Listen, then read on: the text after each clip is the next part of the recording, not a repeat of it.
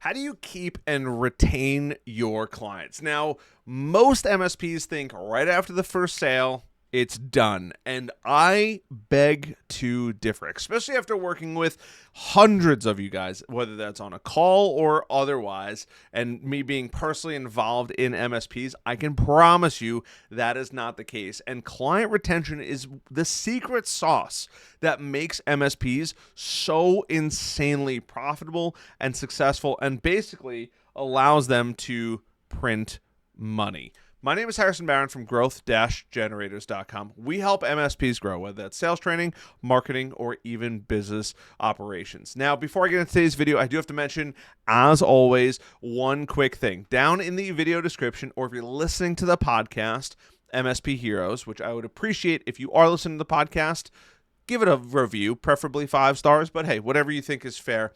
But down in the podcast or video description, there are a bunch of super helpful links. One of those is growth-generators.com/resources. It is our resources page with a bunch of tools, both free and non-free, that are super helpful for your MSP. And if you want to come hang out with us in the Discord, which is a thriving Discord, a statement from somebody just recently, wow, this Discord is incredibly active and super helpful. Come hang out with us, growth-generators.com/Discord. So let's talk about after you sign the client, and now we have to keep the client. And even if you are still working on getting clients, don't worry, this is super applicable to you. But if you already have clients, we have to hold on to them with all of our strength, because it is so easy to keep an existing client versus finding a new client. I know it sounds kind of strange, but trust me, finding new clients is not the easiest task. And I have a ton of videos on this channel specifically about prospecting, finding new clients, and all of that.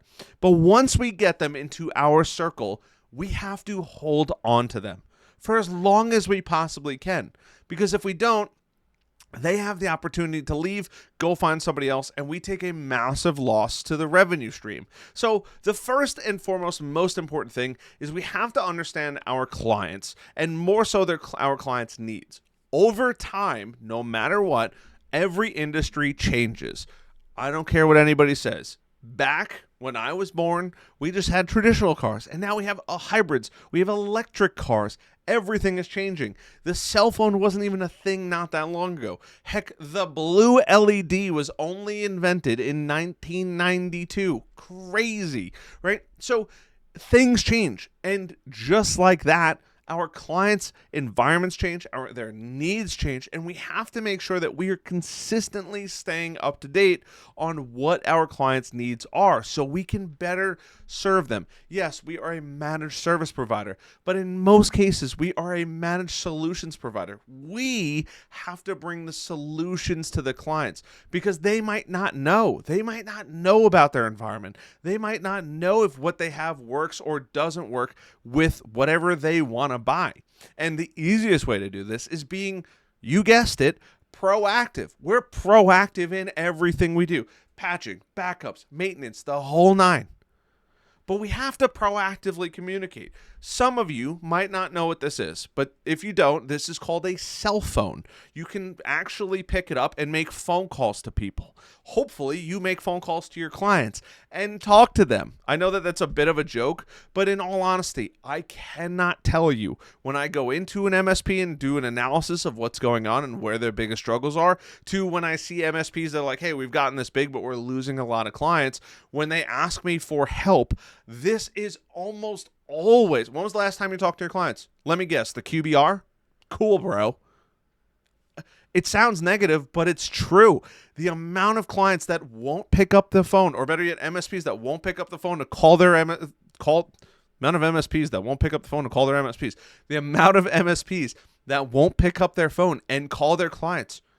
Just check in. Hey, what's going on? How's everything going? How are we doing? This is not a QBR. We just want to see what's going on and what could we do better. But also, how's business? What are you guys seeing in the business world? What trends are you guys seeing? You should be staying up to date on this, but give them the opportunity to tell you and use your ears to listen to what they're providing you and address any issues before they become problems. Hey, we have somebody, we want to monitor them. This guy isn't working out so well. We feel like you guys haven't really been that proactive that you sold us on. Kind of sucks because we spent a lot of money with you. Hear it before you go in the QBR where you're going to probably try to sell them more stuff. Trust me, call them. Even if it's a month, book 1 hour meeting with them on Zoom. Send them a box of donuts every couple weeks, every couple months. Pop in their office. Oh my God. I can't explain to you how many people just go radio silent after the onboarding. It is insane. Just touch base. You don't have to jump through hoops. You don't have to go crazy, but they don't want to feel like, oh, here's the QBR again. Time to break out the wallet and spend more money with them. No, that's not the way you should be doing it. We as MSPs are going to win the more we care about our clients. And the easiest way is better communication and being proactive with our communication. The second thing is providing exceptional service. I know that is our goal. Always is to provide the best service possible. But we also, after we bring on a new client, I know that this is going to hit, this might strike a chord with some of you guys, but guess what? Our job is not done after that.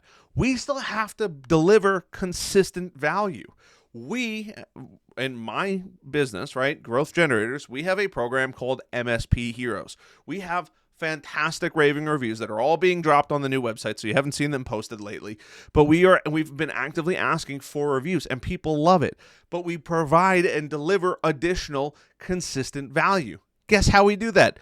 You guessed it. You're watching it, right? We're not going to lock everything behind a paywall, but there is way better training inside of MSP Heroes. There will be a link down below if you're interested. But even the people in MSP Heroes love that they get to see YouTube and see content all the time. It's just additional value after additional value. Do we go super deep in there? And do you get one-on-one attention and all that kind of stuff? Of course you do. But this is the best secondary way to provide consistent value. You can do the same. Videos, social media, blog posts, share it out. Oh my goodness, there is endless limits. Make a podcast geared towards your target industry, and they will find value in it. They might even tune into it on their drive to work. It's crazy. Next is going to be personalize their solutions. I know it sounds crazy, right? We have done that already, but just because when you call American Express, I shouldn't say hopefully, if you have an American Express card, you call in, your name pops up with your phone number. They say, hello, Mr. Barron. Thank you so much for calling in. They know who I am before I know. All right, I know who I am, but they know who I am the moment that I call in. Now, that's a crazy level of service. Whether or not MSPs can get to that level, depends tremendously. But really personalizing the solutions, personalizing every bit of communication is huge. Having fantastic communication after you close a ticket, following up, you can build it into your system for most systems that'll say, hey, we close this ticket, send an email out, trigger something to go out in a week and say, hey, super happy that we were able to help you last week. Just want to make sure that hasn't been a pain in the butt since then. Some people feel really weird about picking up the phone and calling and complaining about the same problem over and over and over again. I know it sounds crazy. And most importantly to the providing exceptional service is you have to be quick, right?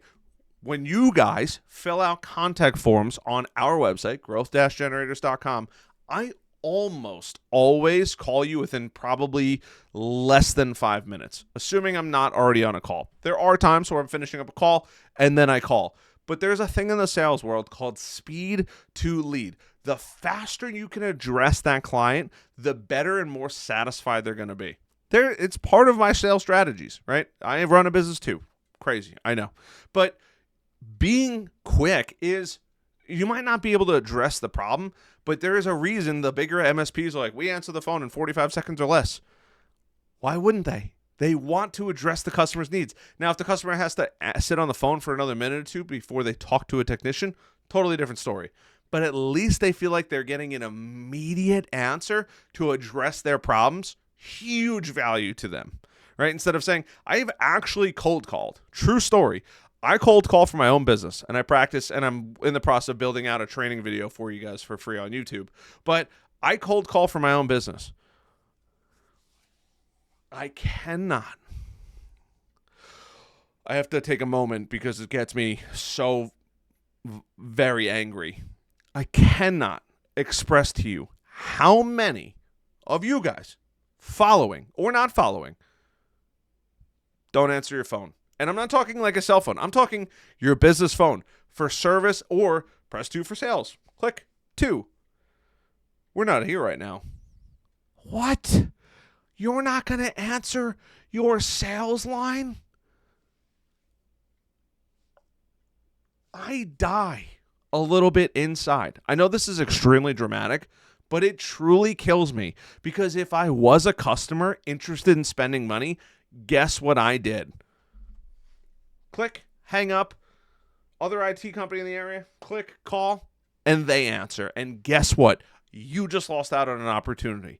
It is wildly important, not just for dealing with existing issues or a customer, but for every new sale. Or every potential new sale. Oh my goodness. So part 3 of this is you got to build trust, right? Over that relationship, building trust. That's going to come from everything that we've spoken about so far, but you want to build trust. And hey, take your client out to lunch every once in a while. Don't talk about business. You're going to inevitably talk about business, but it doesn't have to be business centric. What's lunch going to cost you? $40, $50? They're paying you hundreds, if not thousands of dollars a month. Take the key executives out. Stop into the office. You as the business owner, maybe you have 10 or 15 or 20 or 30 or 40 or 50, 100 employees. Pop in. Lunch costs nothing. It is literally your due diligence. Total side note. When Airbnb first launched, the owner of Airbnb lived out of Airbnbs for almost a year so he could understand the experience of what customers loved. That is the level of dedication. Now, is that absurd? To a degree, but he wanted to know everything that there was about every single aspect. And part of this is building those relationships. Reward loyalty. I know it sounds crazy because most people raise their prices, and I'm not against raising their prices every year because things get more expensive. That's how life is. But there's other ways to reward loyalty with making that money, buying things, maybe offering a discount in certain areas, right? Hey, you guys have been with us for 5 years. We want to throw you a crazy company party here, or 3 years, whatever it is, right?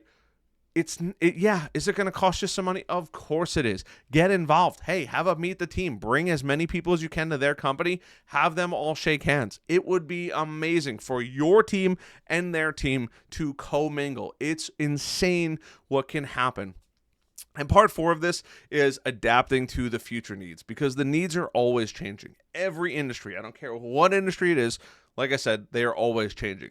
Stay ahead of the curve. Yes, your clients are going to tell you things, but if you go into a niche, which I always recommend, you are going to be able to stay up to date. I know at the time of making this video, there was crazy news about a week ago. I could say the news, but I believe it was Acronis just got purchased, right? So bills are going to go up.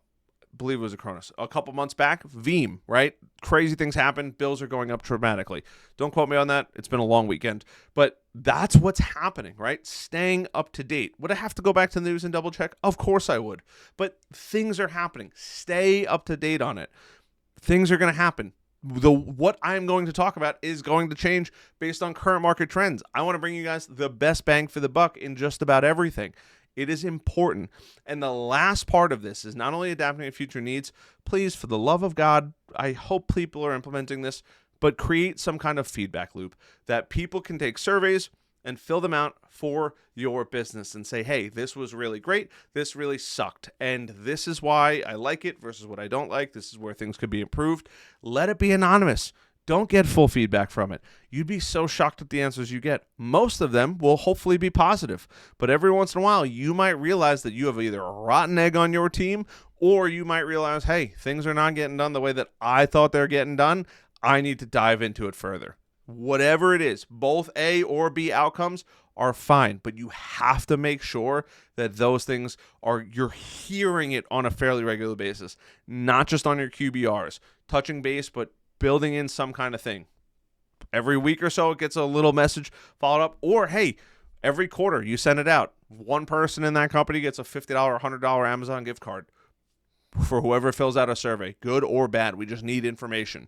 What's it going to cost you? $400 a year to get amazing feedback about how your business is operating and what could be better? Worth its weight in gold. So I hope you guys have found some value in this video. I hope you guys implement this, and I hope you guys keep crushing it. I cannot stress, though, please, please, please pick up the darn phone when somebody calls, because it's not always going to be me cold calling your MSP. It could very well be a client that wants to get a quote or wants to do a deal and you didn't answer. It's like an epidemic now. I thought it was bad for a little while. I kind of stopped on cold calling because I've been going pretty hard on YouTube. But, I still want to test to make sure my cold calling skills are as good as they possibly can be. And oh my goodness, I cannot tell you how bad it actually is out there. Other than that, I love the heck out of you guys, and I'll see you guys on the next one. Bye. Oh, like, subscribe, and hit that notification bell. Bye.